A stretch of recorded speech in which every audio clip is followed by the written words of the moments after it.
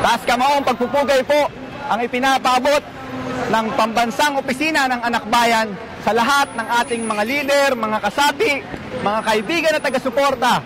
Ngayong araw pong ito ay ika-15 taong anibersaryo ng ating organisasyon.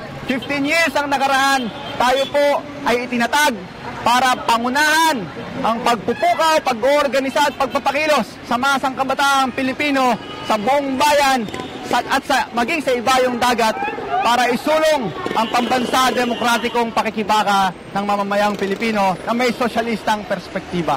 Sa araw din pong ito, ginugunita natin ang ika-150 taong anibersaryo, kaarawan ng dakilang bayani at ama ng Rebolusyong Pilipino na si God Andres Bonifacio.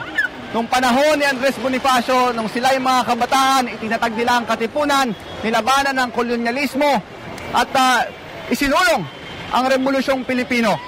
Inspirasyon po natin ang ating dakilang lider na si Andres Bonifacio at ipinagpapatuloy natin ang Rebolusyong 1896 na hanggang sa kasalukuyan ay hindi pa rin napupuspos, hindi pa rin natatapos. Inspirasyon din po natin ngayong araw ang kabataang makabayan na itinatag para pangunahan at muling buhayin ang bagong pambansa demokratikong revolusyon at pakikibaka ng mamamayan.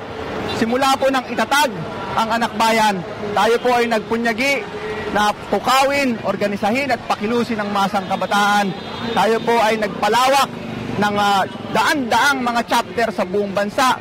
Sa kasalukuyan po ay may mahigit 20,000 kasapian ang ating organisasyon. At dahil po dyan, tayo po ay marapat na magdiwang. Tayo po ay marapat na tumanggap ng hamon na higit pa nating pahigpitin ng pagkakaisa sa araw nating ito ng anibersaryo. Matindi ang krisis na kinakaharap ng ating mamamayan, ang krisis na kinakaharap ng taong bayan sa ilalim ng rehimeng U.S. Aquino. Hindi po pwedeng patawarin at hindi po pwedeng palagpasin ang krimen na ginawa ng rehimeng Aquino sa ating mamamayan sa kanyang kapabayaan, sa kanyang kawalang kakayanan at sa kanyang pagtataksil sa taong bayan, lalo-lalo na dun sa mga biktima na ating mga kababayan sa Visayas region na tinamaan ng bagyong Haiyan o bagyong Yolanda. Wala pong puso, walang kakayanan at napaka-inutil ng gobyernong ito na nagsanhi ng pagkamatay ng higit na 4,000 na ating mamamayan na matagal nang pinapahirapan, matagal nang lubog sa hirap bago pa man dumating ang bagyo. Matagal na pong pinagsasamantalahan ang mamamayang Pilipino, lalo-lalo na ang masang api, ang masang magsasaka at manggagawa. At sa ilalim ng rehimeng ito, na batbat ng pangungurakot, batbat ng pagkatuta sa dayuhan, lalo pang humihirap ang mamamayang Pilipino, lalo pang nadudusta ang kalagayan ng sambayanan at lalong walang kinabukasan ang kabataan Pilipino sa kasalukuyan. Wala po tayong ibang dapat tunguhin at wala po tayong pagpipilian kundi ang landas ng paglaban, ang landas ng pagpapatuloy, pagtangan sa gulok, sa baril ni Andres Bonifacio at pagpapatuloy ng Rebolusyong Pilipino. Hindi po natin maaaring tiisin na magpatuloy yung kahirapan ng ating mamamayan sa ilalim ng rehimeng taksil sa taong bayan at rehimeng para sa iilan at mapagsamantala.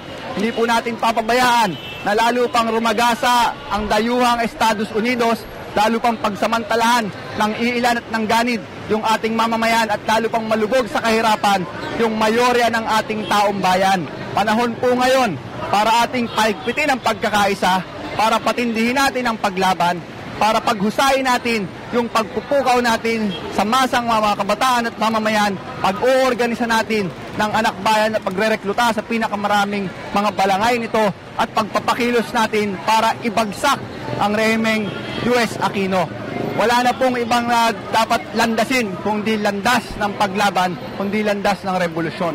Dapat po nating gapiin at talunin yung mga reaksyonaryo na sumisiil at nagsasabi sa mga kabataan na wala ng pag-asa, na wala na tayong kakayanan na kumilos, na tayo ay hanggang dito na lamang at tayo ay ang naghihintay na kinabukasan lamang sa atin ay ang kinabukasan ng pagpapaalipin, kinabukasan ng pagsasamantala ng iilan sa mas marami, kinabukasang madilim.